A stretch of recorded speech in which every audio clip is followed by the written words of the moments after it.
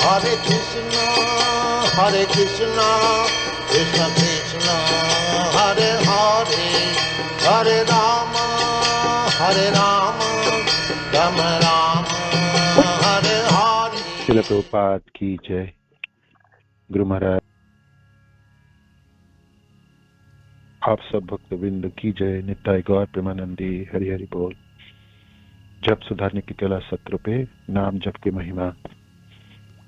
नाम जप एक साधक के लिए भक्ति के रास्ते पे चलते हुए उनके प्रगति के लिए, भक्ति के जो अभिष्ट है, जो लक्ष्य वस्तु है, उसको प्राप्ति के लिए सबसे सरल उपाय है, सहज उपाय है और सर्वोत्तम उपाय है नाम जप। कली काले नाम रूपे कृष्ण अवतार, नाम होते है सर्व जगत निष्ठार। नाम बिना कली काले नहीं आर धर्म, सर्व मंत्र सार नाम, यही शास्त्र मर्म, यही शास्त्र मर्म। नाम के बिना इस कली युग में तो कोई धर्म भी नहीं। तो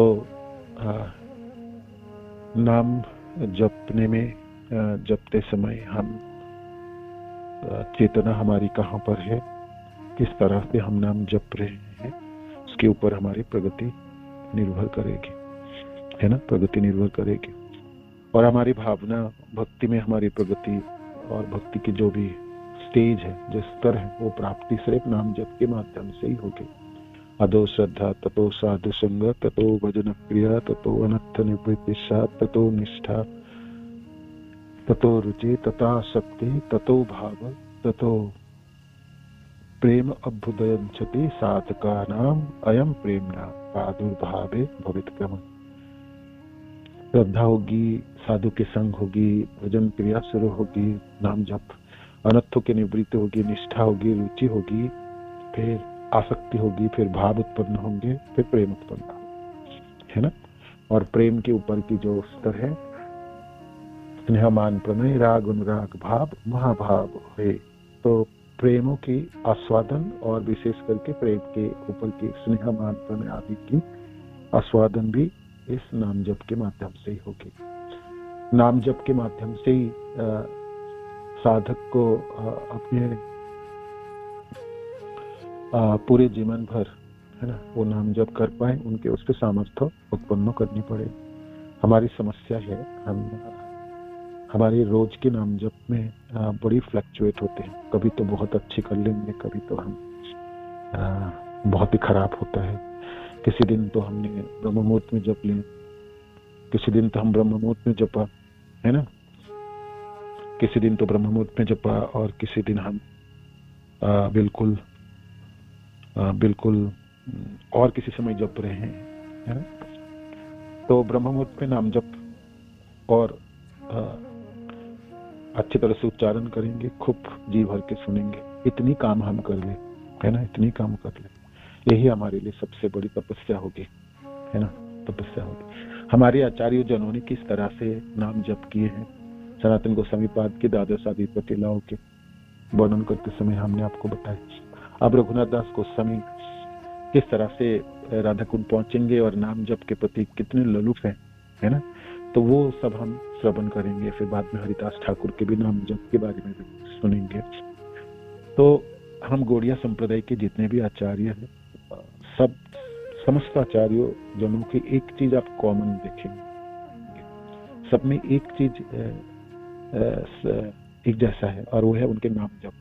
नाम जप के प्रति हर आचार्य हमारे बड़े उत्सुक और बहुत ही ज्यादा समय प्रदान किए हैं और उनके लिए बिल्कुल तत्पर रहे। जब तक इस संसार में धराधाम में रहे तो नाम जपने में उन्होंने कभी किसी दिन चूके नहीं, है ना, किसी दिन चूके नहीं। पहले तो नाम जप होगी, उसके बाद बाकी काम होगी। नाम जपने के बाद समय बचेंगे तो फिर पुस्तक रचना होगी, प्रचार होगी, तीर्थ स्थानों के लुप्त तीर्थ स्थानों को ढूंढ के निकालने, बाकी सब हम सब जनों को भी ऐसे ही करना। नाम जप अच्छे समय में करेंगे, नाम जपने के बाद जो समय बचेंगे तो फिर भक्ति के और बाकी किसी चीजों के लिए हमने उसके प्रयोग करें। ऐसा नहीं नाम जप के समय को काट के हमने और किसी चीजों में लगाए, तो फिर आप हमेशा ही द्वंद में रहेंगे और आपकी भक्ति की जो प्रगति है ना वो रुकेगी, वो बिल्कुल रुकेगी, रुक जाएगी, है ना, चौक हो जाती है।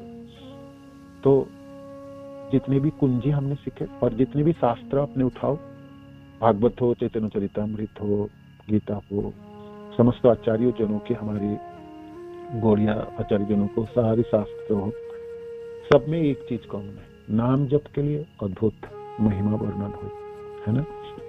और चैतन्य महाप्रभु भी, है ना, नाम जप कीर्तनीय सदाहरि, कीर्तनीय सदाहरि नादपि सविचेन पररूपशेषेण अमरेण मानवेन कीर्तनीय सदाहरि।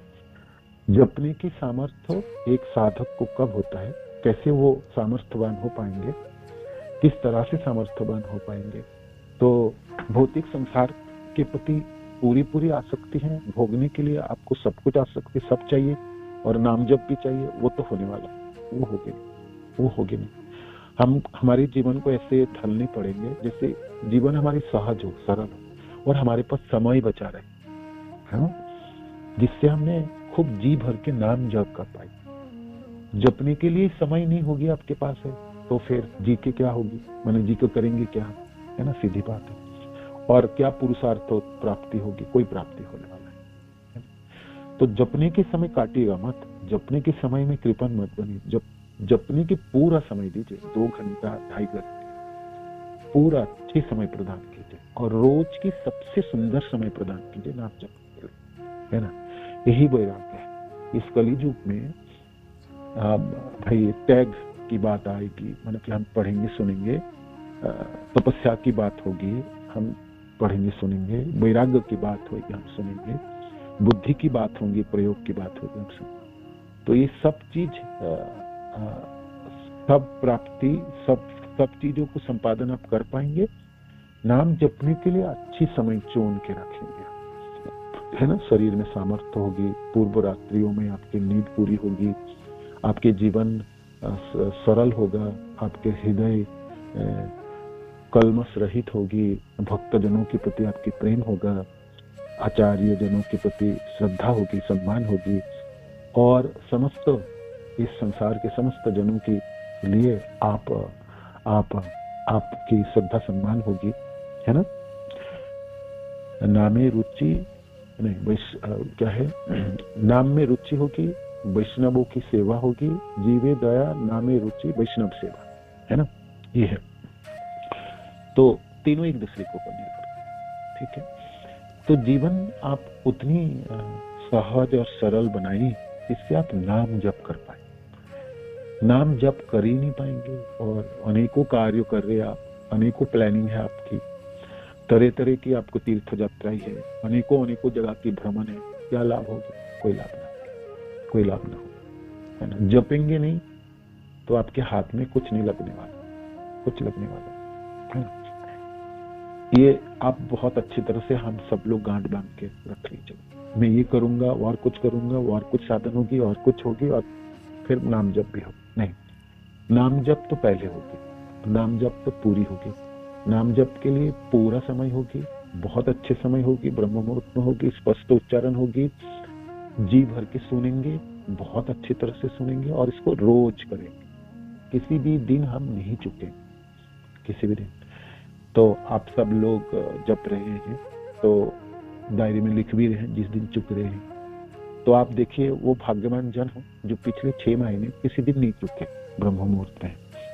और आपके जीवन आप देखेंगे जो आपके हृदय भर उठी, बिल्कुल भरने लगे और भक्ति आपके लिए सहज और सरल हो रही है ना, और आप आस्वादन भी कर पा, बिल्कुल कर पा रहे, और कोई भी चीज समझने के लिए आपके पास सामर्थ्य भी उत्पन्न हो रहा है। और इस संसार को, भगवान कृष्ण की संसार को आप बहुत अच्छी तरह से समझ भी पा रहे, जीवन के लक्ष्य को भी आप जान पा रहे, मैंने हर चीज की समन्वय करने की बुद्धि आपके पास प्राप्ति हो रही है। कहाँ से प्राप्ति हुई आपकी? सिर्फ नाम जप के माध्यम से। पहले भी आपके पास बुद्धि थी, ऐसा नहीं थे बुद्धि नहीं था, वही मन था, बुद्धि है, अहंकार है, अविद्या है, किंतु नामों की वजह से, नाम जपने की वजह से आपके सारे आवरण और कलमश हट के उसमें स्वच्छता प्राप्ति है ना, चेत दर्पण मार्जन। तो नाम जप हमारे लिए सबसे उत्तम साधन है, सर्वोपरि साधन है और सबसे जल्दी इसको पूरी करनी। सुबह उठ के ब्रह्म मुहूर्त में 4 बजे से लेकर 6 बजे तक हम जप लें, इतने ही कर लीजिए आप। इसको आप कर पाए ना पूरे जीवन भर आप निभा पाए, है ना। आपको बहुत समय नहीं लगने वाला भक्ति की आगे के स्तरों को तय करने में, बहुत कम समय लगने वाला, बहुत कम समय। और आप देखेंगे आपके हृदय भर उठी, बिल्कुल भरने लगा, और हर तरह से आपकी जो भावनाएं हैं वो रसमयी होने लगी। कृष्ण रस भाविता मति, कृष्ण रस भाविता मति, वो प्राप्ति होने लगी, ठीक है ना। तो जो भी हमने जपा क्लास सुनने के बाद उसको प्रयोग करना है। सुन के हमने रख देंगे और प्रयोग भी नहीं लाएंगे तो फिर कोई लाभ नहीं होने वाला, है ना। तो फिर सुबह के समय आप खराब कर देंगे, है ना। तो जपा क्लास सुनना माने अर्थ है जो मैं ब्रह्म मुहूर्त में जप भी रहा। जो लोग नहीं जप पा रहे ब्रह्म मुहूर्त में, तो आपको सामर्थ्य उत्पन्न करना है, ये मैं जपना है ना, इस तरह से। तो आइए, रघुनाथ दास गोस्वामी शांतिपुर दोबारा पहुंचे, महाप्रभु के दर्शन किए, महाप्रभु से याचना किए जो मैं आपके साथ जगन्नाथपुरी जाना चाहता हूँ, मैं आप भौतिक संसार में फंसना नहीं चाहता, मेरे को आप कृपा कीजिए। तो महाप्रभु कहते हैं देखो जी, घर वापस जाओ, है ना, घर वापस जाओ, है ना, जाओ वापस घर जाओ और जाके यथा यज्ञ भुंज सुख, आप अपने घरों के कार्य करो, है ना। स्थिर हैया घर जाओ, ना हो बातुल, क्रमे क्रमे पाए लोग भव सिंधु कुल, है ना। धीरज रखो, है ना, धीरज रखो। जैसे हम बहुत कुछ सुन लेंगे और एक दिन छलांग लगाएंगे, अरे नाम जप की तो इतनी महिमा, अरे बहुत अच्छी तरह से नाम जपूंगा और ये करूंगा वो करूंगा, और फिर हमने मुंह के बल पे गिर पड़ते। हमको प्रयोग करनी है, धीरे धीरे प्रयोग करके उसके अभ्यास में परिणत करना है ना। अब हमने अभ्यास में परिणत किया ना, ब्रह्म मुहूर्त में कम से कम उठ के जप तो रहे, है ना। ये संभव हो तो रहा है, संभव हुई तो इस तरह से महाप्रभु उनको समझाए जो जाओ घर जाओ, है ना। मरकट वैराग्य न करो लोक दिखाइया, जथा जग विषय भुंज अनासक्त होइया। देखो जी, दिखावटी भक्त मत बनो, है ना। मरकट वैराग्य बंदरों की वैराग्य। बंदर जो है ना वो नंगा रहता है, पेड़ों में रहता है, तो मानो कि कितना बड़ा तेगी है, देखो, है ना। ऐसा नहीं है, वो दर्जन बंदरियों के साथ रहती है ना। तो उसका जीवन बाहर से देखोगे तो लगेगा भाई नंगा रह रहा है ना। किंतु इसको मरकट वैराग्य, इसको फल्गु वैराग्य, इसको क्षणस्थायी वैराग्य कहते हैं। तुम दिखावटी भक्त मत बनो और मिथ्या वैरागी मत बनो। अभी तुम उपयुक्त ढंग से भौतिक जगत का भोग करो, किंतु इसमें आसक्त मत हो, अनासक्त है। तो महाप्रभु समझाए जे कृष्ण भक्ति के लिए जो चीजों की प्रयोजन है उसको ग्रहण करनी चाहिए, है ना। अनुकूल से संकल्प, प्रतिकूल से वर्जन, है ना। तो अनुकूल चीजों की ग्रहण करो, प्रतिकूल चीजों को छोड़ देना, और संसार के प्रति अनासक्त होने, है ना, अनासक्त विषया, है ना। यथा अहम पूज्य निर्बंध कृष्ण संबंधी युक्त वैराग्यम उच्चते। वस्तुओं को भगवान की सेवा के लिए स्वीकार करनी चाहिए, ना कि निजी इंद्रिय तृप्ति के लिए। यदि किसी वस्तु को आसक्त रहित होकर स्वीकार की जाए और इसलिए स्वीकार की जाए कि वह कृष्ण से संबंधित है, तो वह वैराग्य युक्त वैराग्य कहलाता है। फल्गु वैराग्य नहीं चाहिए, लोग दिखानी वैराग्य नहीं चाहिए, मरकट वैराग्य नहीं, दिखावटी भक्ति नहीं चाहिए। मैंने हम सबको दिखा के क्या कर लेंगे, आप बताओ, दिखा के क्या कर लोगे? आप 2-4 लोगों को इम्प्रेस कर दोगे, 10-12 लोगों को इम्प्रेस कर दोगे, क्योंकि आपके हृदय तो खोखला ही रह जाएगा, है ना। हृदय तो सुना ही रह जाएगा। दिखावटी नहीं चाहिए, मरकट वैराग्य नहीं चाहिए, युक्त वैराग्य चाहिए। क्योंकि कृष्ण परम सत्य है, अतः जो भी वस्तु उनकी सेवा के लिए स्वीकार की जाती है वह भी परम सत्य होते हैं। अंतर निष्ठा करो, बाह्य लोक व्यवहार, अचिरात कृष्ण तुम्हें करीबे उद्धार। देखो जी, महाप्रभु ने उपदेश दिया, तुम्हें चाहिए कि अंतर से श्रद्धावान बने, किंतु बाहर से सामान्य व्यक्ति जैसा व्यवहार करो।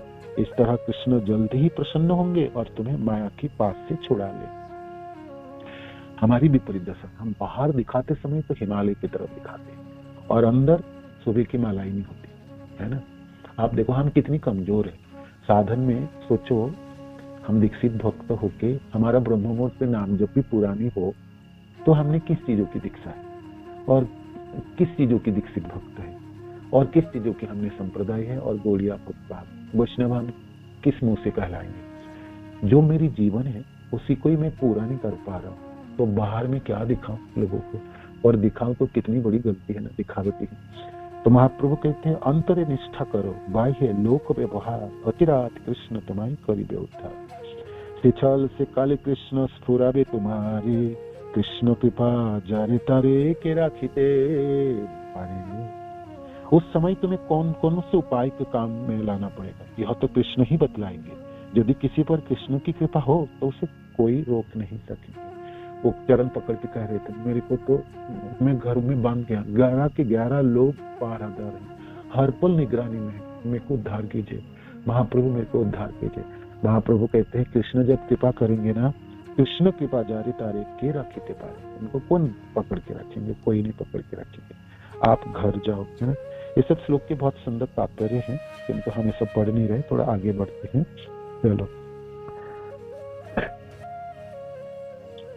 अब महाप्रभु ने समझाया तो घर वापस आया तो पागलपना छोड़ दी, भागने के लिए इरादा छोड़ दी। मुझे भाग के जाऊंगा कहाँ, पिताजी तो पकड़ के लाएंगे, नहीं अब भागूंगा नहीं, अब तो घर पे रहूंगा। बाह्य वैराग्य बातुलता सकल छाड़िया यथा यज्ञ कार्य करे अनासक्त भैया। देखी तार पिता माता बड़ सुख पाइलो ताहार आचरण किछु ताहार आवरण किछु शिथिल करी। जब सब कुछ कामकाज दिखने लगे, है ना, उनके पापा पिताजी और चाचा दोनों टैक्स कलेक्टर थे तो उन्होंने हाथ बटाया, उनमें बुद्धिमान तो थे ही रघुनाथ दास बहुत, और अब भागने के लिए प्रयास ही नहीं कर रहे थे, विषयी लोगों की तरह काम करने लग गए। तो पिताजी बड़े खुश हुए, अरे मेरा बच्चा तो अब तो घर गृहस्थी में मन लगा है ना। हम लोग सब घर गृहस्थी में हमारे बच्चे लग जाते तो हम भी खुश होते, नहीं हम अपने बच्चे को घर गृहस्थ में लगाएं, ठीक है गृहस्थ जहाँ में, किंतु वो भक्ति कर पाए उसके लिए हमेशा तत्पर करेंगे, प्रयास करेंगे, है ना, शिक्षा देंगे। चलो कम से कम गोवर्धन मजूमदार थोड़ा खुश हुए, उनकी पहरादारी कम कराया, है ना, पहरादार कम कराया। अब वो टैक्स कलेक्टर थे तो टैक्स में कुछ कमी हुआ, कुछ हुआ, किसी ने कंप्लेन किया तो नवाब के सैनिक आए पकड़ के ले जाने के लिए। तो ये दोनों गोवर्धन मजूमदार और हिरण मजूमदार छिप गए और घर में कोई व्यक्ति ना थे, वो रघुनाथ को मिला तो रघुनाथ को पकड़ के ले गया, तो उसको बंदी बनाया। तो जिन्होंने ले गया तो कहते क्यों रे तेरा पिताजी और चाचा कहाँ छिप गया, है ना, कर अदाई करता है और सारे कर नवाब को नहीं देता, बीच में खा जाता है ना। अब होगी ना उन लोगों को तो पिटाई होगी, जेल होगी, तू बता, नहीं तो तेरे को जेल में भर के रख दूंगा।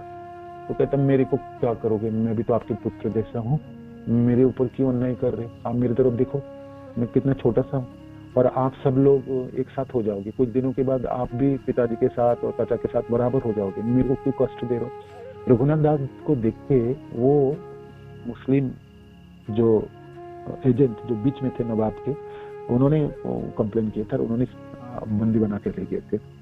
तो कहते तेरे को मारूं, अभी पिटाई करूं, खूब पिटाई करूं। जब पिटाई करने के लिए वो करते तो उसका रघुनाथ दास के मुख देख के वो उसका हृदय पिघल गए, वो मार नहीं पाया। रघुनाथ दास रघुनाथ कहते हैं मैं भी तो आपके पुत्र जैसा हूँ, आप भी मेरा पिता जैसे हो, मेरे ऊपर क्यों अत्याचार कर रहे।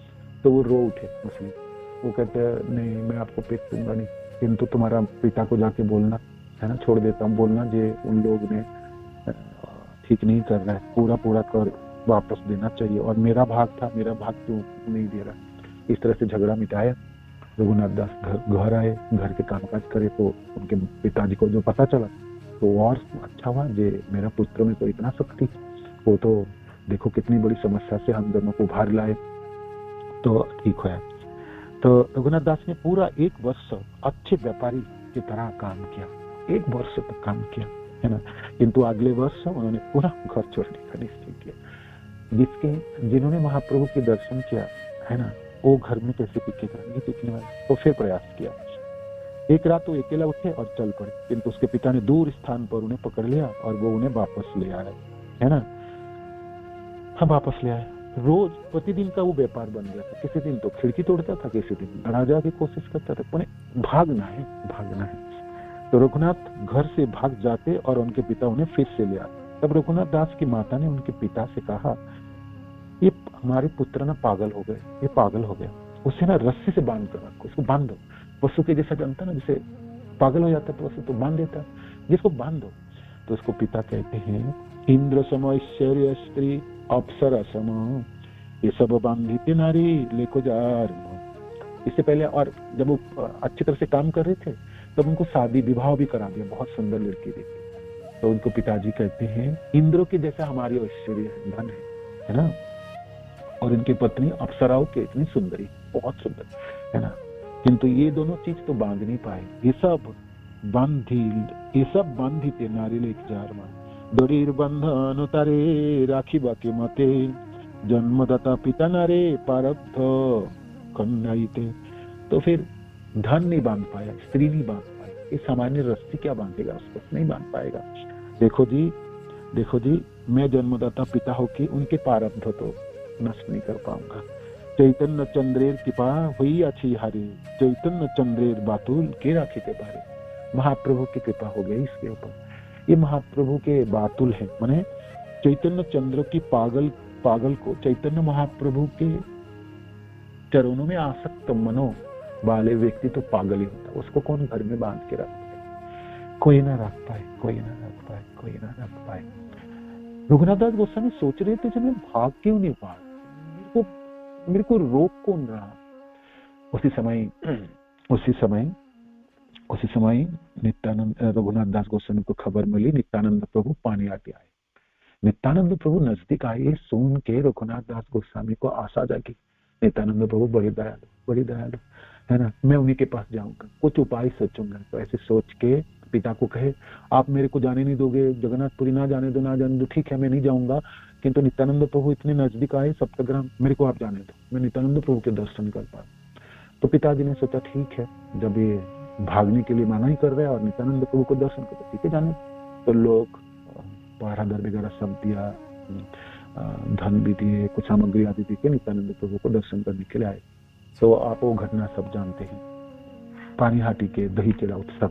नित्यानंद प्रभु से दूर से प्रणाम कर रहे थे, तो नित्यानंद प्रभु देखते, नित्यानंद प्रभु के जितने भी और भी जन थे, नित्यानंद प्रभु के परिकर जन, कहते वो गोवर्धन मजुमदार के पुत्र रघुनाथ सप्तग्राम के आपको प्रणाम कर रहे हैं। तो नित्यानंद प्रभु कहते, सुनी प्रभु कहे चरा दिली दर्शन, आय अजितोर करी मुदंडन। नित्यानंद प्रभु कहते, अच्छा चोर आज दर्शन दियो, आजा मेरे पास आ, आज मैं दंडित करूंगा। प्रभु बलाई तेह निकटे ना करे गमन, आकर्षिया तारे माथे प्रभु धरिला चरण। नित्यानंद प्रभु उनको बोलने लगे,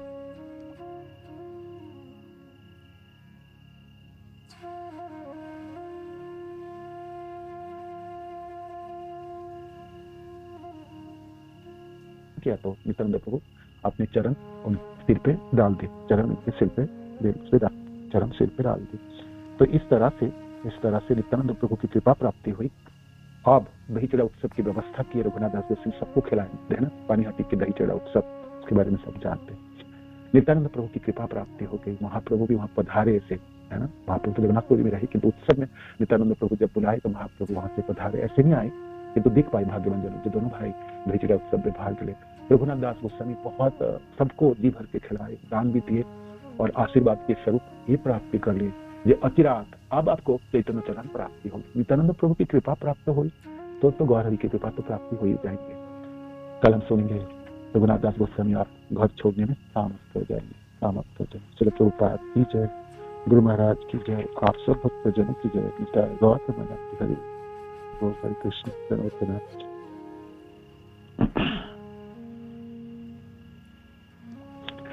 हरि बोल।